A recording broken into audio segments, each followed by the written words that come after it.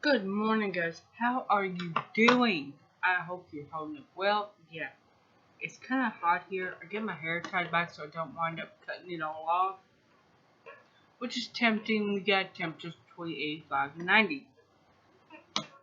Alright, we're going to talk about Tyson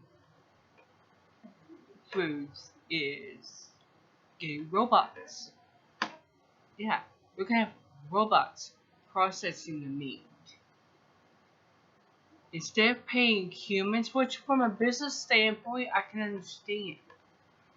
Okay, robots, you don't have to pay them. They don't need to eat. They don't need shelter. They'll have it. It'll be the factory. And you can pretty much be cranking out birds 24/7 with robots. Now, what is that going to mean for you and me? Well, it's mean we're going to have to pay more for the chickens. Why? For the purchasing cost of the robots, the maintaining of them, the programming of them. Because here's the deal, if you get something go wrong in the program, you can wind up with a billion chicken thighs and not one cut of leg, breast, or wings.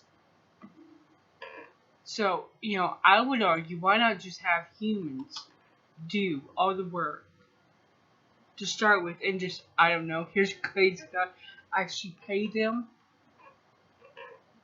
according to the area you live in. If you live in an area where people need at least $4,000 a month to live comfortably, not luxury, but comfortably, you want to pay them that for a month. I mean, come on, people, really? It's the level of insanity of having robots cutting meat. It's like, why? Who's going to get the birds? Who's going to dispatch them? Who's going to skin them? Robots can't do that. They can put more work on farmers and ranchers in the, on the back end of it than it's going to be in the plant. You're still going to need a human to do maintenance of robots, tuning up. You're still going to need humans to to maintain the programming, so you do not wind up with a billion chicken thighs going out the door, and no breast, wings, or thighs. Legs. You're still going to need humans for all this stuff. It's going to put people out of work. It's going to put a higher price on the bird in the market. And yeah, because we don't pay enough already. It's going to be exactly what, I don't know, those of you who are in your mid to late 40s will remember the Unabomber. But for those younger, the Unabomber wrote many, many dissertations. And he warned about the takeover of robots,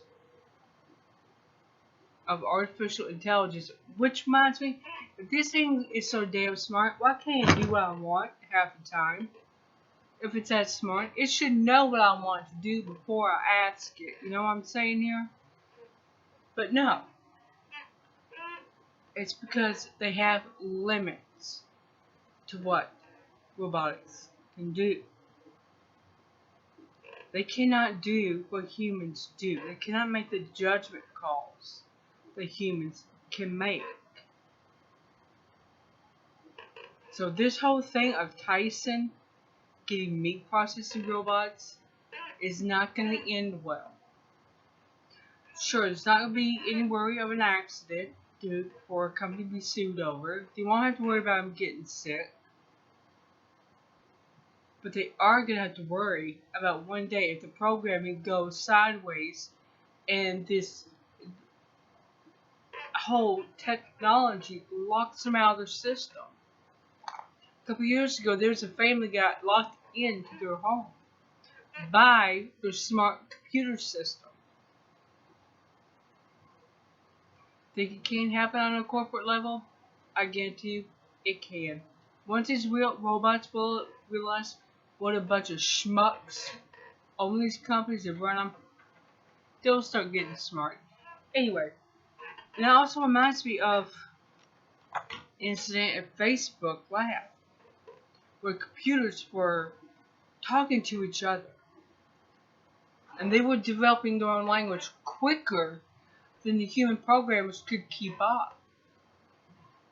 What happens then? Tyson, Purdue, JBS, when you're in that situation, when the computers become so smart they don't need you. They can program and maintain themselves. Then what? I'm going to stop here, because I think we all know where that's going.